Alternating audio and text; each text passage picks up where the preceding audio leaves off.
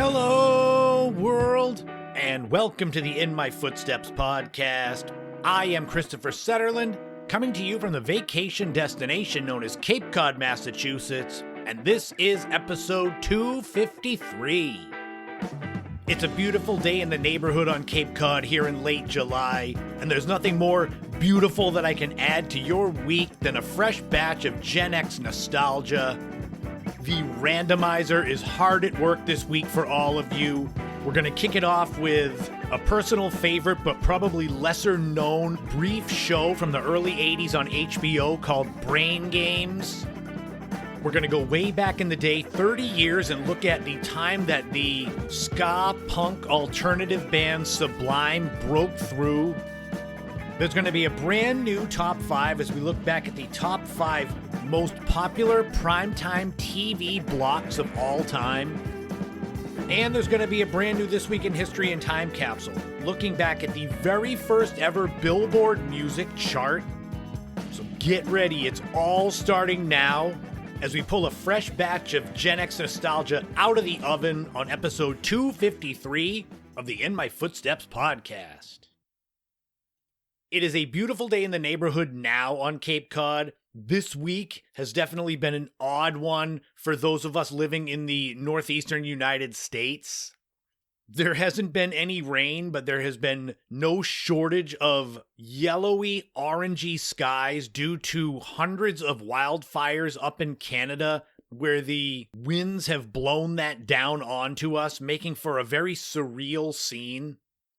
I hope wherever you are, the air is clear, the weather is nice, and you're able to enjoy this kind of middle of summer. I say kind of, because it's not really the middle of summer, but as far as kids being out of school, it is closer to the middle of summer. Whatever your status is in the social media of life this week, thank you all for tuning in. Putting together these shows, it truly is one of my favorite things I do in my life. This week definitely feels like I just threw random things at the wall and was like, okay, that'll make up a show.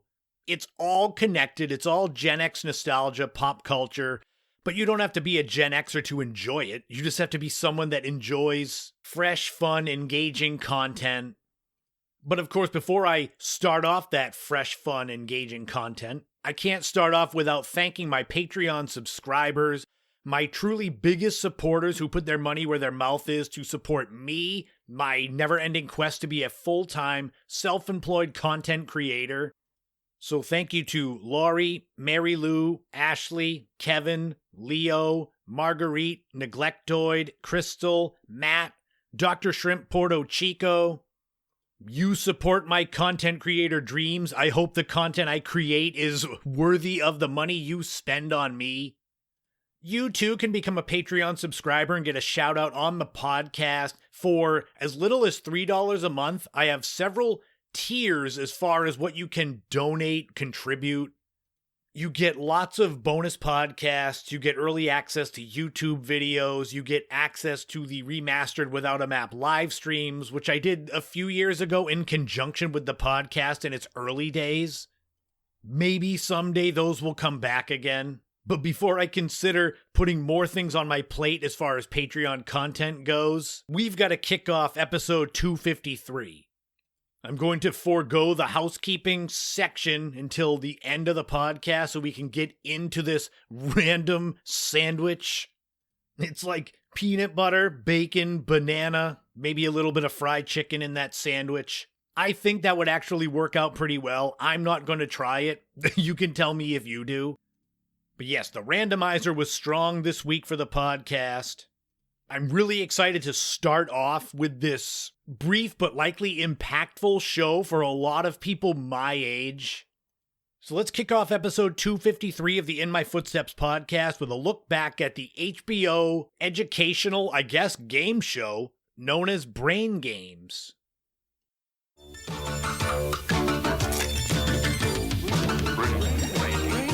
BrainGames.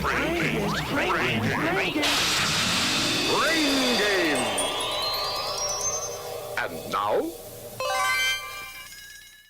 That intro there was for a show called BrainGames. It is one of those shows that I guess you just had to be there. I guess you had to watch it when it was on.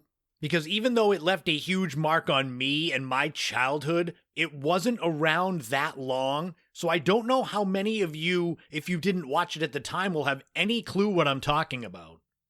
It was kind of a trippy, surreal, children's game show, educational show. You would have that interesting introduction there with the Egghead Man. There would be a series of 6 games that would be more like puzzles or mind-bending, thought-provoking games. And then the show would end with the host crying that the show was over.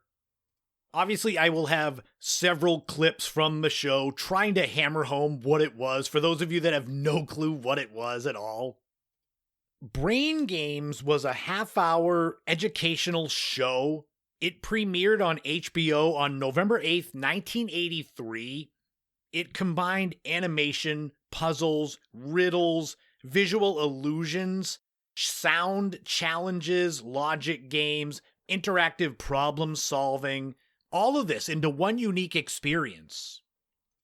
1983 and the early 80s in general, it was a time before educational television was a major part of children's cable programming. You had kids shows like 3-2-1 Contact, The Electric Company, Sesame Street, Mr. Rogers. They were more children's television in general with like a splash of education in there. So you definitely would learn, but BrainGames was way more just a straight up game show, educational game show.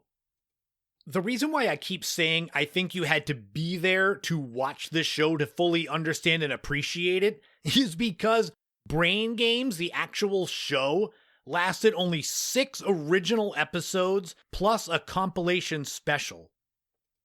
I am sure there are dozens, if not maybe hundreds, of TV shows that have lasted 6 episodes that are totally forgotten in the trash bin of entertainment history.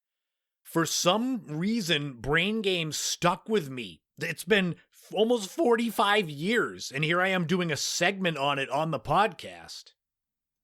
I think I'm underselling a lot of you that are my age, late 40s, early 50s. I think a lot of you do remember BrainGames.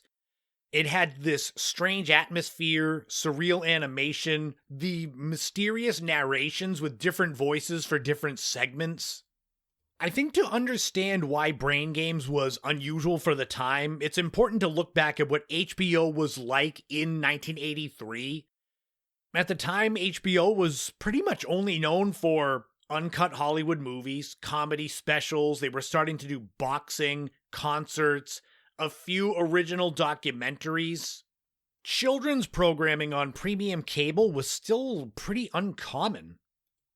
Earlier in 1983, HBO premiered the groundbreaking children's series Fraggle Rock, which I promise will get its own segment on the podcast at some point.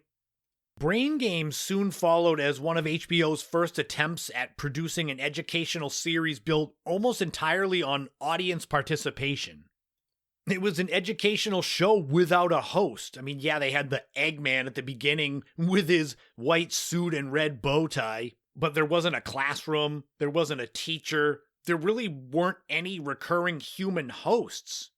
It was kind of like the Eggman starts, it's creepy, he pulls an egg out of his face, cracks his head open, and pours the egg into his brain, and then it's like bubbling up with the voices saying brains, like they're all zombies.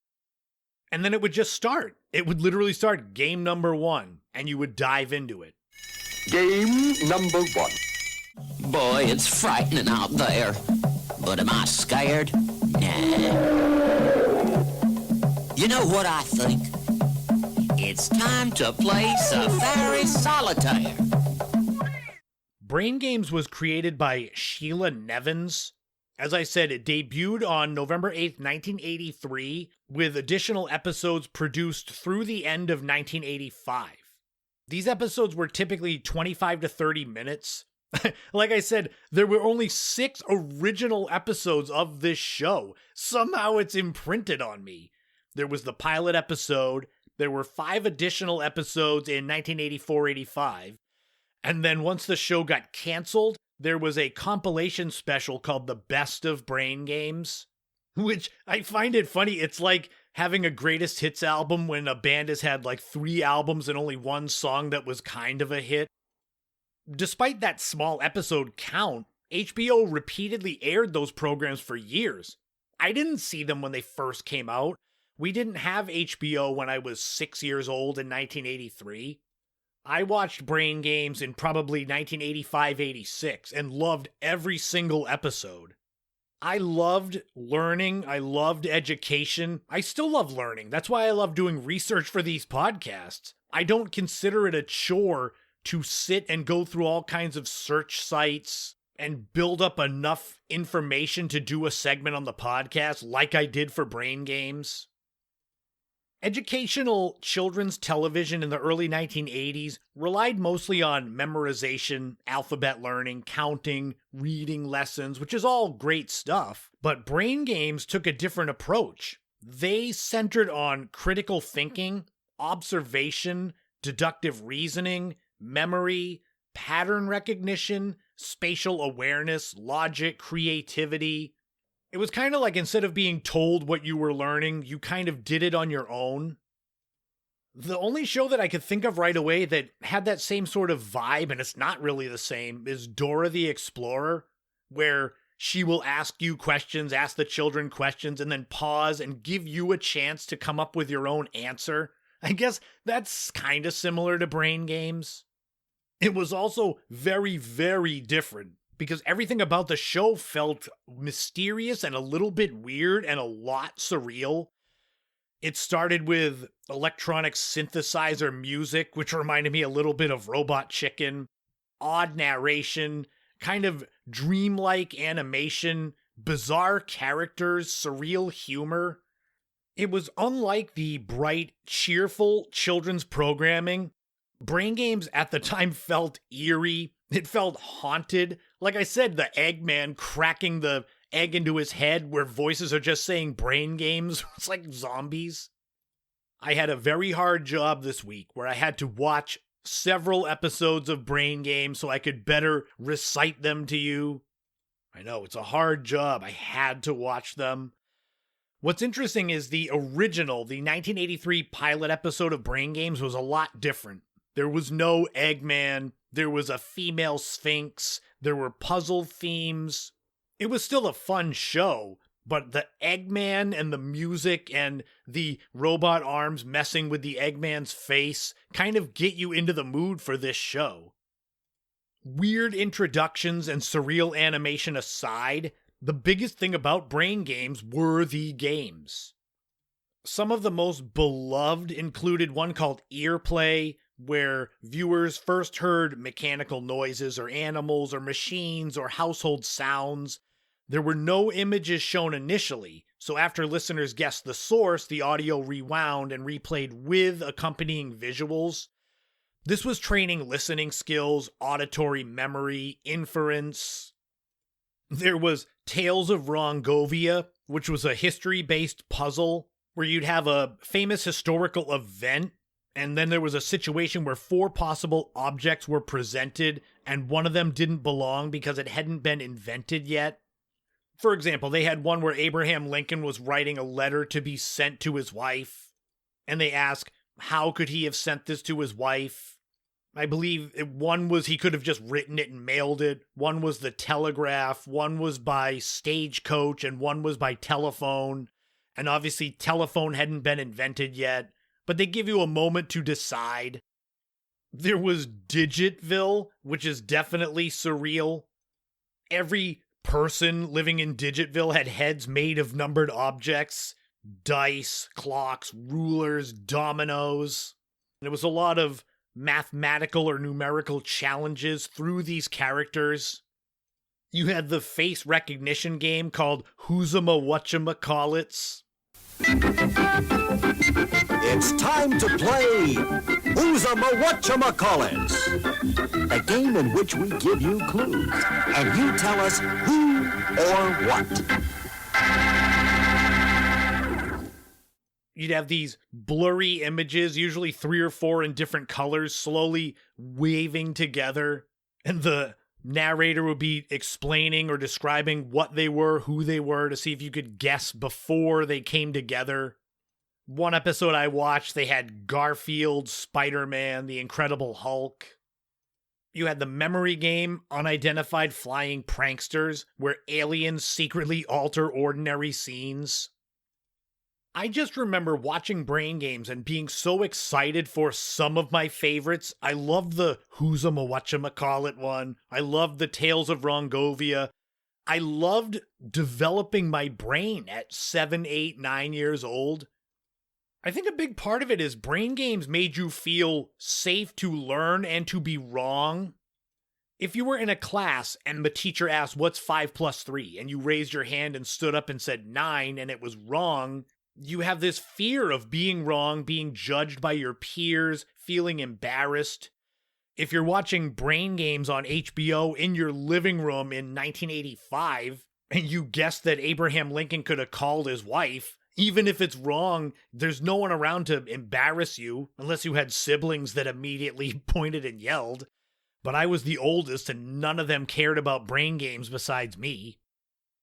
The fact that there were no hosts, no traditional cast, that the stars were the actual games, that made BrainGames unique.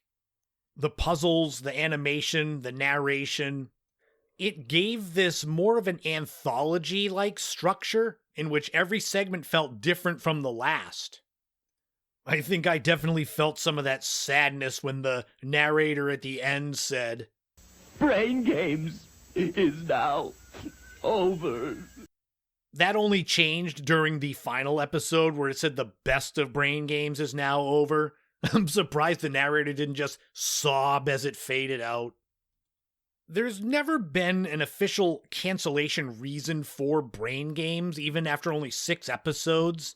I mean, they continued airing it even through the late 80s into the mid-90s. There were VHS collections of the shows. In my research, I found that some of the factors were probably expensive original animation, limited episode production, HBO's evolving programming strategy, and honestly, kind of a relatively niche audience. I think that's why I've been prefacing this by saying a lot of you probably won't remember this show, but I'm thinking you're going to prove me wrong. It could be that this podcast is the first time you're ever hearing about BrainGames, or the first time you're hearing about it since it was canceled 40 years ago. If you're jonesing for some BrainGames to test your learning skills that a 7, 8-year-old would have, you can find the full episodes on YouTube. That is how I watch them. For me, and I'm sure a lot of other members of Gen X, BrainGames occupies a unique place in our childhood nostalgia. This show wasn't heavily marketed, but yet if you found it, you definitely wanted to keep watching it. Today, BrainGames occupies an important niche in television history. It's one of HBO's earliest educational original series. It was an innovative blend of education and entertainment. It was an early example of interactive television. It could be at least one of the most important shows ever that had such a limited run.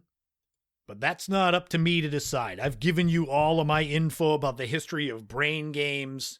You be the judge. You go watch some BrainGames. Don't be scared of the Eggman. He's friendly. But until next time, this segment about BrainGames is now over.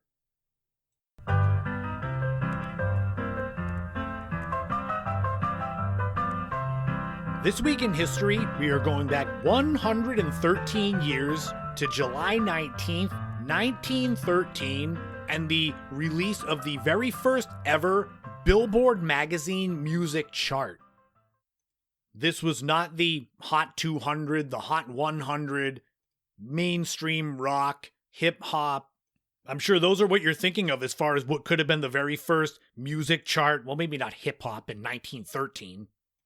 The very first Billboard music chart ever was simply called Last Week's 10 Best Sellers Among Popular Songs. That does not roll off the tongue. This chart was the first systematic attempt to measure what music Americans were actually buying. What's crazy is that Billboard magazine was not originally a music magazine. It was founded by William Donaldson and James Hennigan, with the first issue coming out November 1st, 1894, being known only as Billboard Advertising. Instead of music, it originally covered outdoor advertising, billboards, posters, traveling fairs, circuses, carnivals, expositions. Just imagine a magazine all about advertising. It's like, ugh, that's real exciting. But I guess in 1894, you didn't know any better. By the turn of the 20th century, America was becoming obsessed with live entertainment. Traveling performers needed publicity, circuses needed advertising, vaudeville theaters needed promotion. So around this time, entertainment coverage had become just as important as the entertainment itself. In 1913, there was really not a lot of recorded music. There was no radio, so there were no Billboard Hot 100, there was no TV, no streaming. Very few people had phonographs. So you're probably asking, what in the world was on this chart? It was sheet music. People weren't buying recordings. There weren't vinyl albums, Edison records. No, instead of buying recordings, they bought printed music. Families would be gathering around pianos every evening. I guess you could say owning sheet music was the equivalent of downloading a song today. By the early 1900s, New York City's Tin Pan Alley had become the center of the American music publishing industry. You had hundreds of composers working there, writing songs intended to sell millions of copies of printed sheet music. But the problem was that you couldn't accurately measure popularity.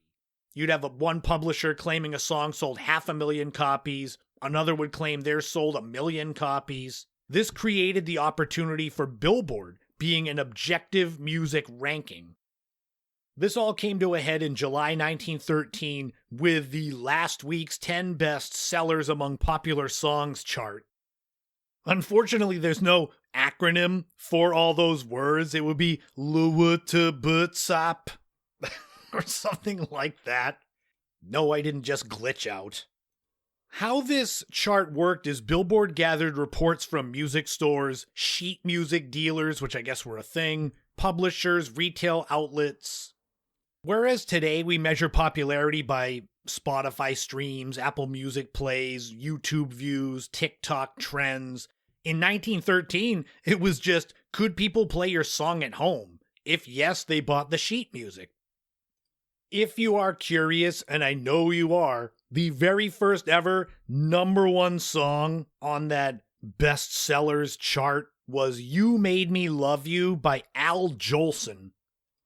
That chart was a success, and soon after introducing that, Billboard added other music charts, with one of the earliest being Songs Heard in Vaudeville Last Week, which when it came down to it, it tracked songs that audiences were hearing in theaters in cities like New York, Chicago, and San Francisco.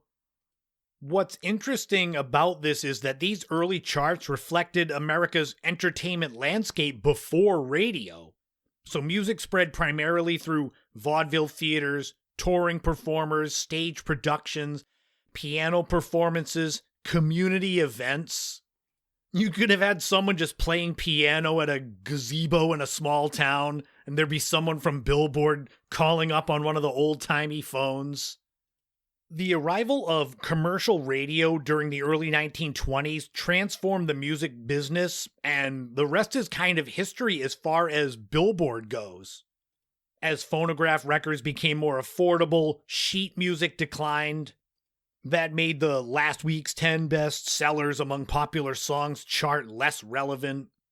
But it is important because it was the first Billboard music chart, it was among the earliest systematic popularity charts in American music, and it's the foundation upon which every subsequent Billboard chart was built, all the way to today. The Hot 100, the Billboard 200, everything else.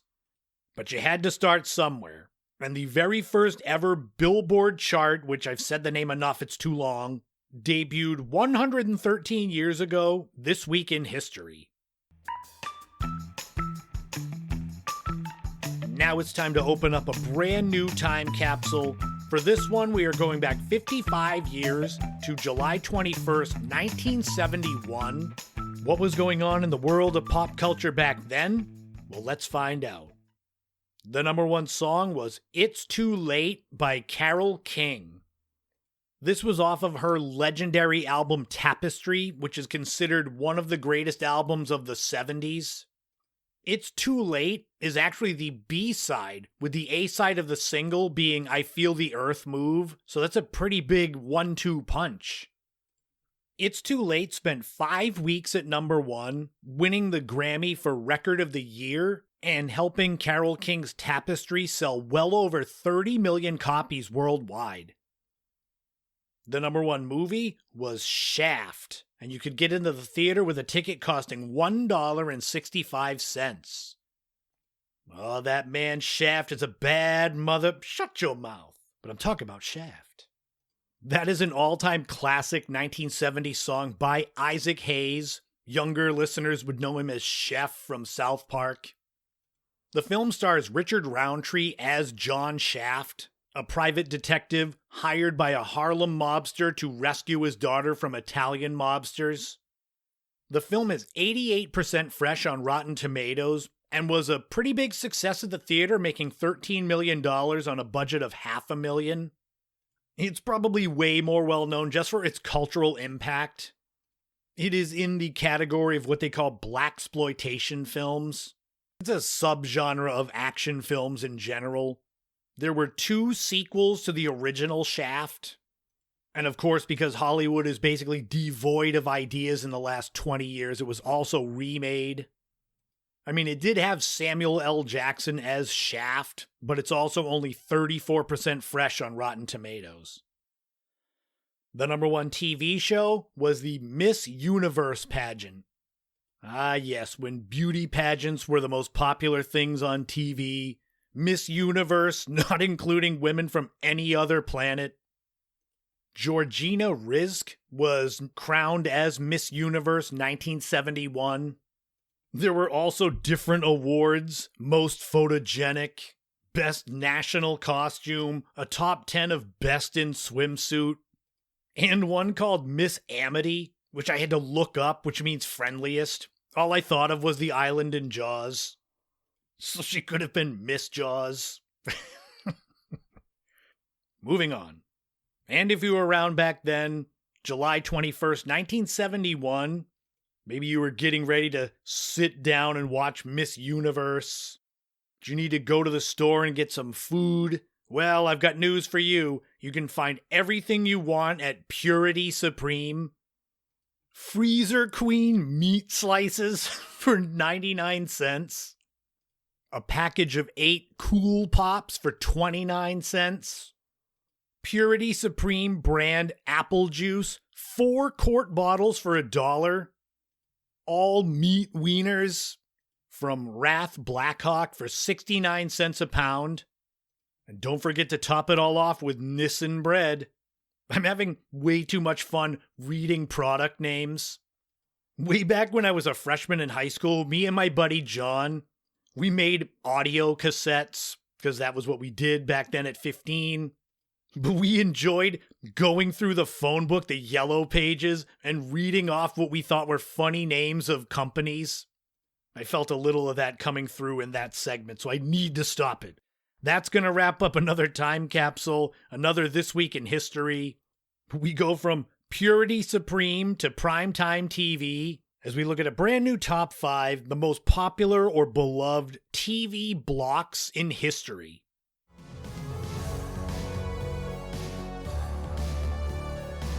This is definitely going to be a fun top 5 that brings back a lot of memories for a lot of you. Most popular, beloved, well-remembered primetime TV blocks. There really was not a lot of rhyme or reason to what made up a primetime TV block, except that it had to have some kind of a catchy name to it. Because I think that's what makes it beloved. If you remember a certain block of programming, it's the name that catches on to you. I wasn't going to say, oh yeah, November 1985's primetime lineup on CBS was the best ever. You'd be like, God, that's a lot of words. When doing my research for this segment, there was only one of these TV blocks that I wasn't familiar with. And I will say that I call it primetime TV blocks. There are a couple that I don't think are primetime, including one that I know is daytime. But it brought back too many good memories for me, so I had to share them. As with most of these top fives, they're in no particular order, and there are some honorable mentions to get your mind going. So let's get into the most beloved TV blocks of all time, starting with the honorable mentions. And first off is Nick at Night. Nick at Night began in 1985, and for a time, I was more familiar with TV shows from the late 50s, early 60s than I was with present day. My Three Sons, Mr. Ed, Car 54, Where Are You? It is still going to this day, although present-day Nick at Night has shows from as recent as the 2010s. Another honorable mention is Adult Swim. This was originally the programming block on the Cartoon Network that first came out in 2001. It was originally on from 10 p.m. to 1 a.m., with shows like Harvey Birdman, Attorney at Law, and Space Ghost Coast to Coast. But it expanded to be 13 hours in a day, making household names out of shows like Aqua Teen Hunger Force. And the final honorable mention is the one that is not prime time, and that is the USA Cartoon Express. This gave me way too many good memories from Sundays at my Nana's. It was on from 1982 to 1996. Now, it was originally on during early evening hours, but eventually became the Sunday Cartoon Express, filled with Hanna-Barbera cartoons, Scooby-Doo, Huckleberry Hound, Yogi Bear, all those ones. So those are the honorable mentions. Did you watch any of those TV blocks? You could literally watch Nick at Night right now if it's a certain time of day and you're listening to this. But let's get into the actual top 5 most beloved TV blocks of all time. These are all primetime. And it's going to start off with the one that got this whole list started. And that is number 1, ABC's TGIF. TGIF began as a branded primetime block in 1989. It was an immediate hit with a murderer's row of classic sitcoms, Full House, Family Matters, Perfect Strangers, and Just the 10 of Us. Later on in the 90s, you would have other massive hits like Step by Step, Boy Meets World, Hangin' with Mr. Cooper. The original incarnation of TGIF ended in 2000, but it was revived only a couple of years later, but that didn't last long as well. In 2018, ABC again revived TGIF. This time it only lasted 1 season. It's like you can't just say TGIF and have it be programs that aren't good. If you go on YouTube, you can find some compilations of TGIF promos, commercials during those shows. So if you're itching for that nostalgia. Speaking of nostalgia, number 2 is NBC's Must-See TV. Must-See TV on NBC started in 1993. The original lineup was Mad About You, Wings, Seinfeld, Frasier, and then LA Law at 10 p.m. Must-See TV exploded in popularity for the 94-95 television season with the addition of Friends and ER. These networks with these primetime blocks, when they got popular, they would try to shoehorn new shows in there to kind of get the rub. So you'd have Seinfeld and Friends, but then you'd have shows like The Single Guy and Caroline in the City that weren't as good. Sorry to any fans of those shows. The original Must-See TV went off the air in 2006, with NBC bringing it back in 2017, but then that also closed down in 2021. Number 3 is CBS Saturday Night. This is the only one that I had not heard of when doing my research. This is also the oldest primetime block on this top 5. It was for the 1973-74 season when it debuted. It is considered, at least at the beginning, the greatest lineup of TV shows ever. All in the Family, MASH, The Mary Tyler Moore Show, The Bob Newhart Show, and The Carol Burnett Show. All 5 in a row. In the mid to late 70s, the programming started to shift, with the Jeffersons jumping in to replace MASH. This legendary block of television went off the air as the show started to end in the late 70s. Within a little over a year, Mary Tyler Moore, Bob Newhart, Carol Burnett, all those shows went off the air, and then All in the Family got moved to a different night.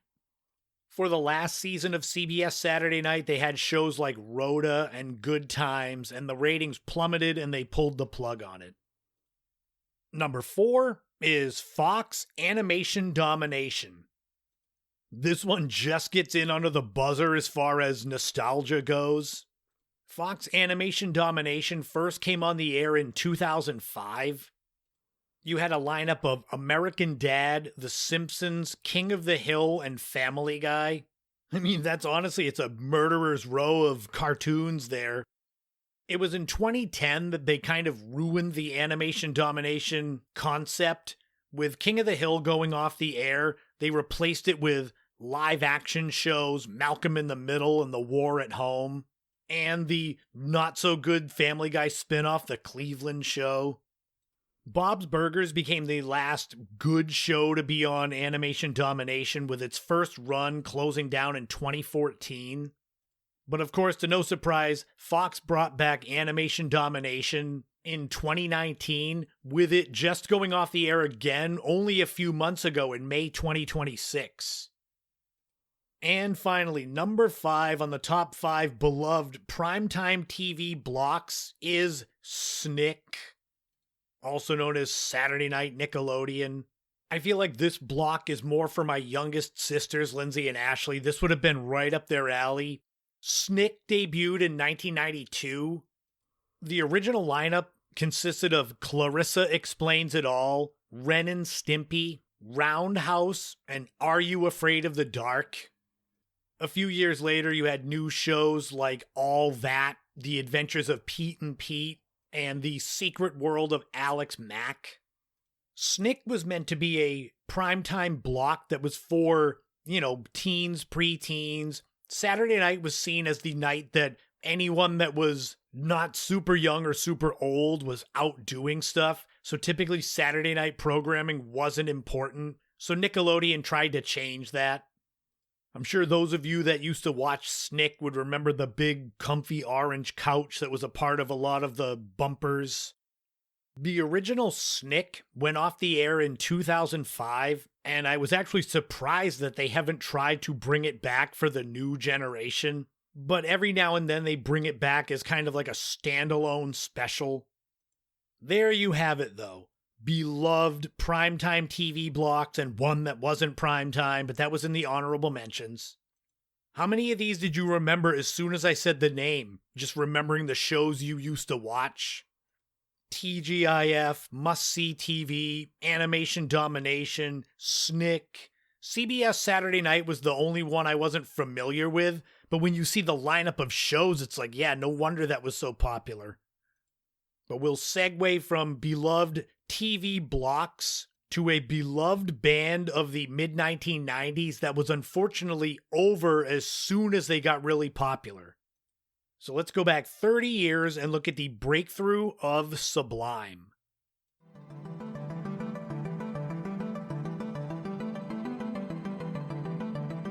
Some artists, whether creative, musicians, photography, painters, receive their flowers, get their praise while they are still around. Some are appreciated much more after they are gone. And then there are some that kind of almost make it while they are here, only to blow up after they have left. That's kind of the way I feel about Sublime, more specifically Bradley Nowell, the lead singer. Sublime occupies a unique place in American music history. They were only together in their original incarnation for about 8 years and only released 3 studio albums during that time. Yet the Southern California trio became one of the defining bands of the 1990s. They were a mix of a lot of different types of music: punk rock, ska, reggae, dub, hip-hop, surf rock, funk, blues, and alternative rock. It really was a melting pot of sound. Sublime in its original incarnation formed in 1988 in Long Beach, California. This is a city whose cultural diversity would heavily influence the band's sound. The band originally consisted of drummer Bud Gow, bassist Eric Wilson, and vocalist and guitarist Bradley Nowell. The three met through the local music scene and California State University, Long Beach. Long before they became famous, they played backyard parties, beach gatherings, fraternity events, and local bars. Their performances often ended with police shutting them down because of excess volume or rowdy crowds. So what exactly was the Long Beach sound that Sublime was such a big proponent of? It was the mix of punk, surf culture, reggae, skateboarding, hip-hop, Latin music, hardcore punk. Rather than choose one style, Sublime simply mixed it all together. Their influences were all over the place. Bad Brains, The Descendants, The Clash, Bob Marley, Toots and the Maytals, Minutemen, Fishbone, the Beastie Boys, even some classical blues artists. The result was a sound that was impossible to categorize, but difficult to not enjoy. The creative force behind Sublime was Bradley Nowell. He was born February 22nd, 1968, possessing an unusual songwriting ability that combined catchy melodies, humorous storytelling, autobiographical lyrics, social commentary, heartfelt emotion, and streetwise realism. He had a guitar style that mixed reggae rhythm playing with punk aggression. His lyrics often addressed issues like addiction, relationship, violence, poverty, police, racism, even just everyday life in Southern California. Bradley's Dalmatian Lou Dog became as closely associated with the band as any of the actual members. He regularly appeared on stage, in promotional photos, in music videos, on album artwork, with the dog freely wandering around during performances. Having a very eclectic style and sound that couldn't be categorized made it where very few record companies understood Sublime or what their music was. Rather than waiting for a record label to find them, Bradley Nowell and their manager Miguel Happold created Skunk Records. This was an independent label that allowed Sublime to record their own music, distribute their own demo tapes, sell albums at shows, and most importantly, maintain their creative freedom. Before releasing a full-length studio album, Sublime circulated these demo tapes. They included the 1988 EP, the Zapata demo, and the 1991 compilation album, Ja Won't Pay the Bills, which included Lou Dog on the front. Their performances in these albums helped Sublime develop a cult following throughout Southern California in the early 1990s. Their first full-length album was 1992's 40 Ounces to Freedom, which was released independently, with sales being initially modest.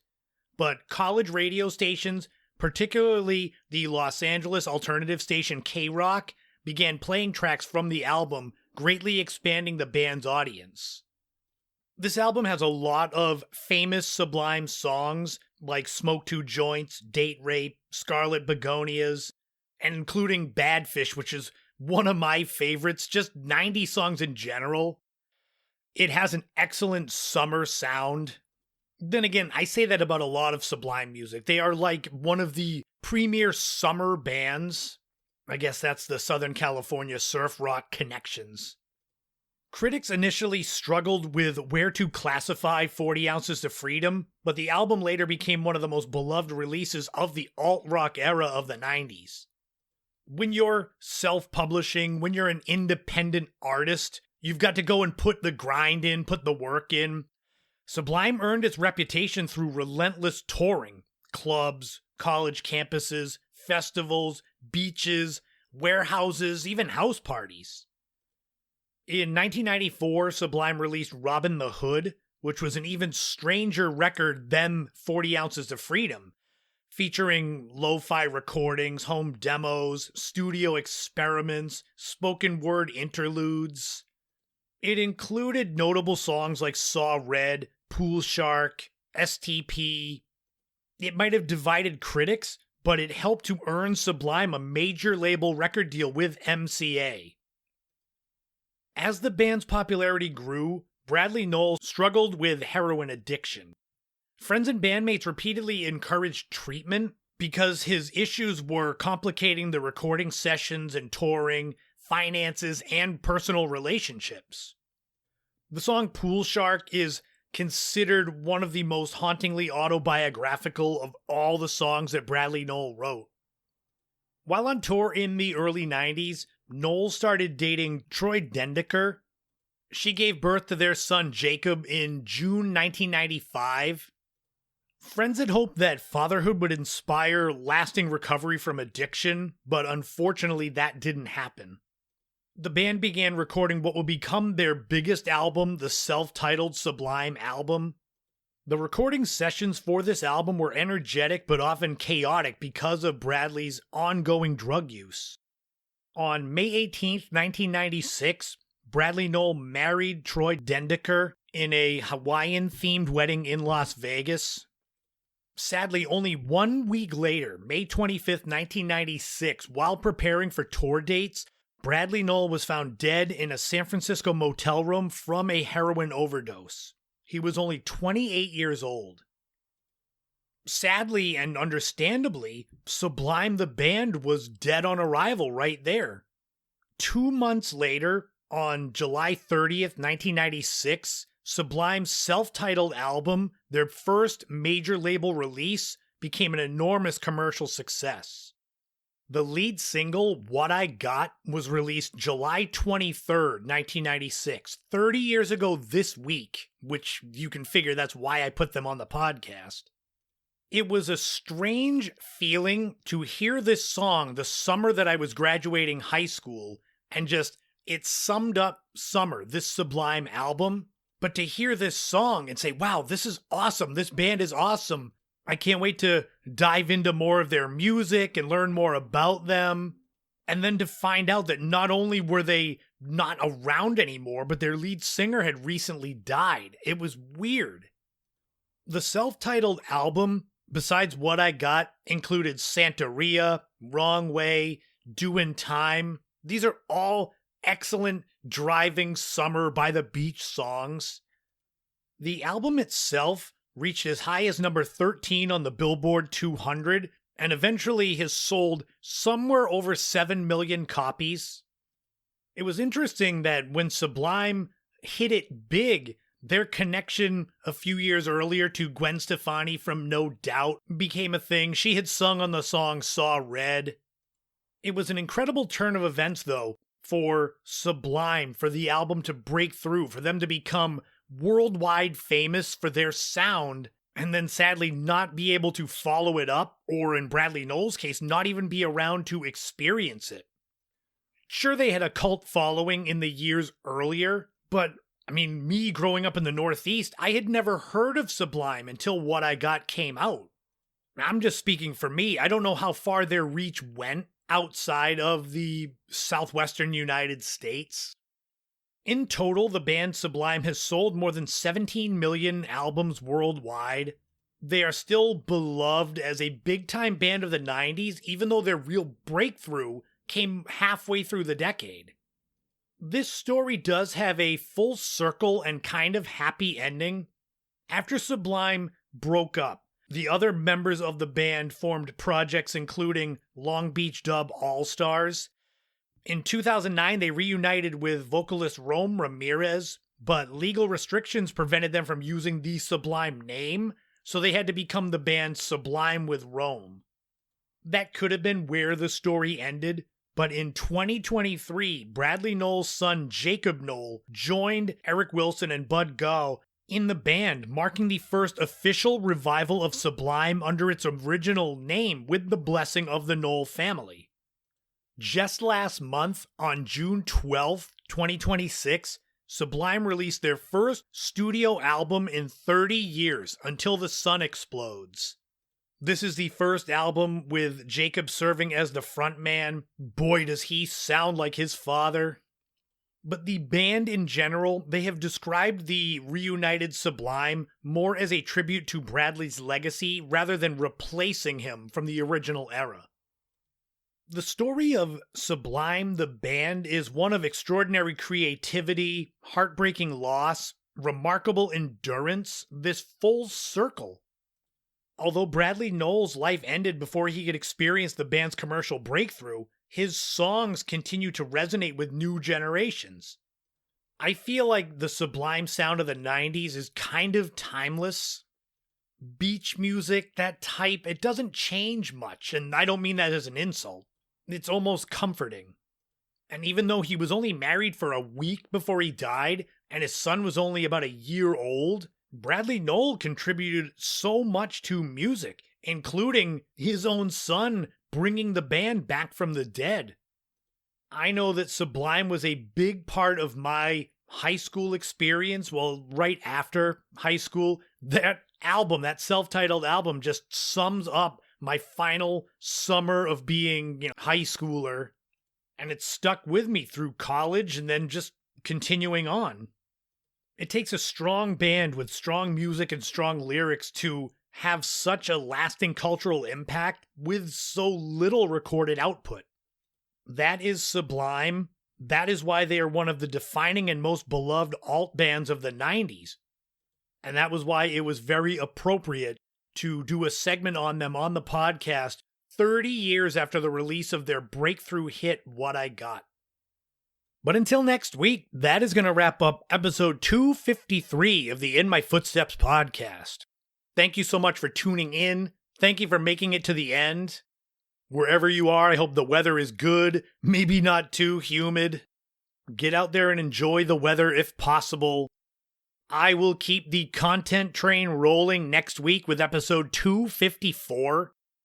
We're going to look back at the life and legacy of the legendary actor and comedian Robin Williams. I'm going to laugh my ass off so much that I might have to go chase it down the street when we look back at Chappelle's show. And we're going to look at some of the biggest investment collectibles fails. Things that you thought would be valuable, so you bought a bunch of them and now they're not worth nothing. Beanie Babies, I'm looking at you. So all that's coming up next week on episode 254. We've got a couple of weeks left in the fundraiser for my feature film debut, The Cabin, the story that I wrote that is being directed by Mark Polonia, veteran of more than 100 films. We are raising money for the budget. Please check it out. The link is at the top of the podcast notes. Donate if you can. Share if you can't. I've got a few weeks left before I close down the fundraiser, and then in about a month, maybe a few days more than a month, I'll be going on location, long days to film. It is going to be really exciting and really fun. It is this culmination as far as creative work, professional work. I've wanted to be a filmmaker since I was in high school. That's the whole story with me buying the camcorder in 1994.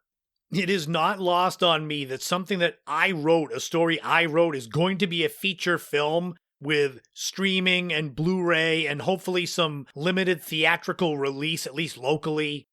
So please check that out if you can. Of course, you can always become a Patreon member. Tiers starting as low as $3 a month. You can buy me a coffee. If you can't part with your hard-earned money, and I definitely understand that, sharing my work does just as much good.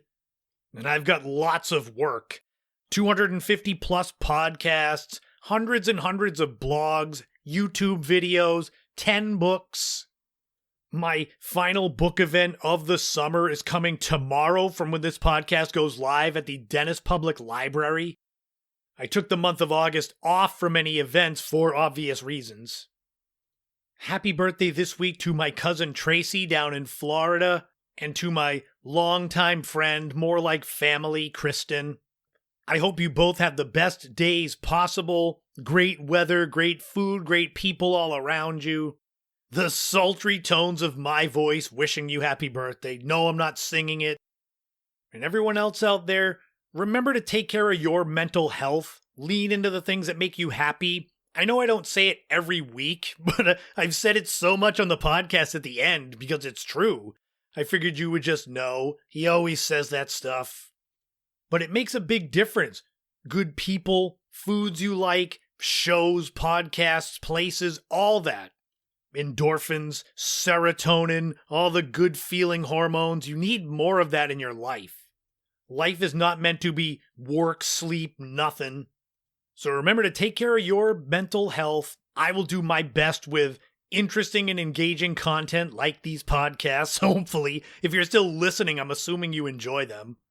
And until next week, the last episode of July, remember, in this life, don't walk in anyone else's footsteps. Create your own path and enjoy every moment you can on this journey we call life, because you never know what tomorrow brings. Thank you all again for tuning in. This has been the In My Footsteps podcast. I am Christopher Setterlin. You already knew that. And I'll talk to you all again soon.